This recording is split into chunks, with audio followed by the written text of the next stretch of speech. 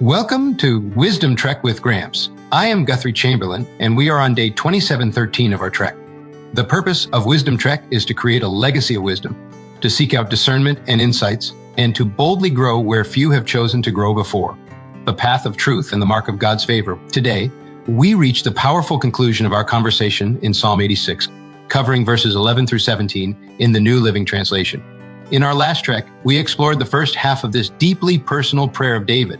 We heard his desperate cry for God to bend down and hear my prayer, pleading for help based on his covenant loyalty and trust. He grounded his hope in the magnificent truth that God is so good, so ready to forgive, and that you alone are God, unrivaled by any pagan deity. Now, David shifts from affirming God's character to asking for divine instruction, recognizing that a proper relationship with the Most High requires understanding his will. His prayer moves from dependence to direction, culminating in a powerful affirmation of God's steadfast love and a request for a visible sign of God's favor to silence his adversaries. This final section is a masterclass in how to ask God for guidance and how to confidently claim his mercy. So let's open our hearts to David's earnest request, the wisdom of seeking God's path and resting in his enduring love. The prayer for an undivided heart, Psalm 86, 11 to 13.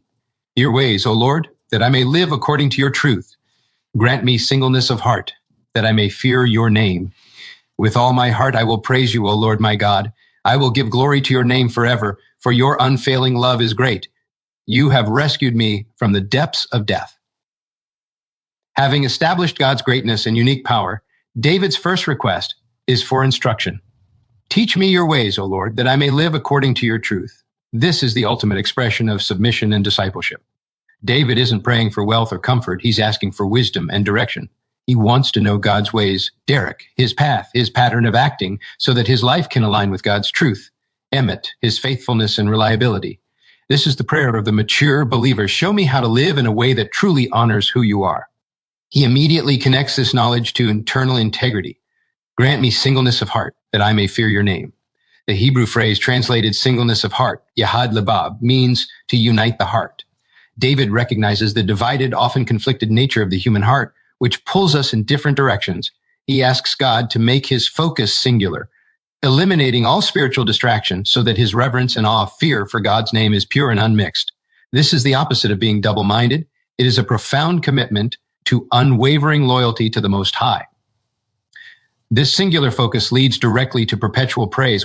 With all my heart, I will praise you, O Lord my God. I will give glory to your name forever. The singleness of heart he seeks ensures that his worship is wholehearted, praising God with his entire being. This praise is not temporary, it is eternal, giving glory to your name forever. This is the destiny of the redeemed heart, unceasing, undivided praise. The reason for this eternal praise is deeply personal, for your unfailing love is great. You have rescued me from the depths of death. David anchors his future praise in the certainty of God's unfailing love, Hesed. He acknowledges a past profound act of deliverance, being rescued. Sheol. This rescue is the ultimate foundation of his devotion. He's been to the brink, and God in his great Hesed pulled him out. This experience of salvation guarantees his eternal gratitude.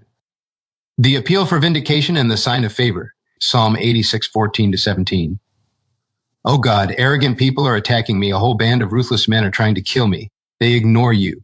But you, O Lord, are a God of compassion and mercy, slow to get angry and filled with unfailing love and faithfulness. Look down and have mercy on me. Give your servant strength. Save me, for I serve you and I trust you.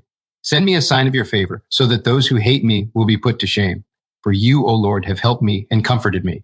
Despite his declarations of praise and confidence, David is honest about his current reality. The battle isn't over. He turns back to the immediate threat. O God, arrogant people are attacking me. A whole band of ruthless men are trying to kill me. They ignore you.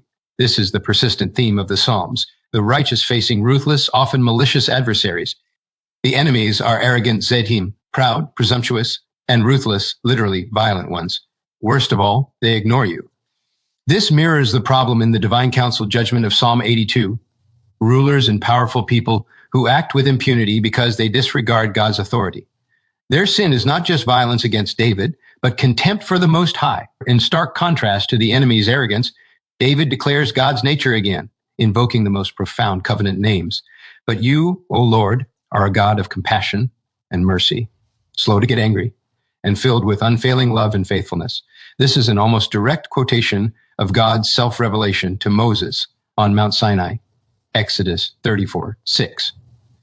David is holding God to his very nature. He pleads compassion, tender-heartedness, mercy, hanan, graciousness, undeserved favor, to get angry, long-suffering, unfailing love, hesed, enfulness, emet, truth, reliability. By reciting these attributes, David reminds God of the very qualities that define his covenant relationship with Israel. He is saying, I am facing violence, but you are mercy. I am facing anger, but you are slow to get angry. Act according to your true nature. Final renewed plea is both specific and comprehensive. Look down and have mercy on me. Give your servant strength. Save me, for I serve you and I trust you. This combines the plea for divine attention, look down, with the core necessities, mercy, strength to endure the battle, and salvation. He reiterates his dependence, calling himself God's servant and affirming his trust, echoing the devotion of the righteous king called for in the royal psalms. The climax of the entire psalm is a powerful request for visible vindication. Send me a sign of your favor, so that those who hate me will be put to shame. For you, O Lord, have helped me and comforted me. David asks for a sign, a visible, undeniable miracle or evidence of God's blessing.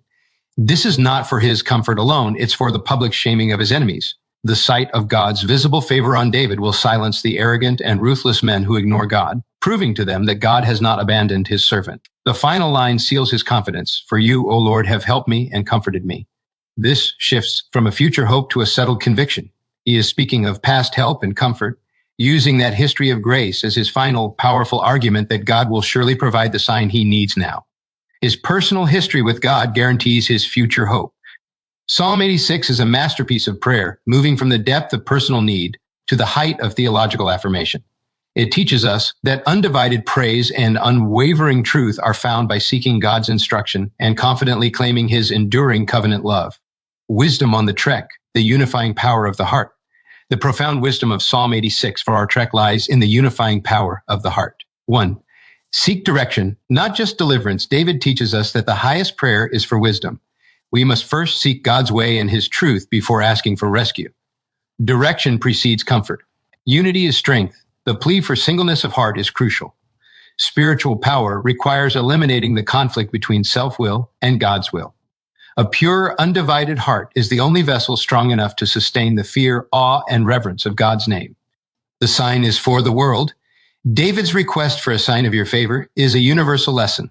We pray for God's blessings and intervention, not just for personal gain, but so that our vindication becomes a public, undeniable testimony that puts the wicked to shame and glorifies the one true Most High to all nations. Let us commit to uniting our hearts, walking in God's truth, and living a life so clearly marked by his favor that it becomes an unmistakable sign of his presence to the world. If you found this podcast insightful, please subscribe and leave us a review, and encourage your friends and family to join us and come along tomorrow for another day of Wisdom Trek, creating a legacy. Thank you so much for allowing me to be your guide, mentor, and most importantly, your friend as I serve you through this Wisdom Trek podcast and journal.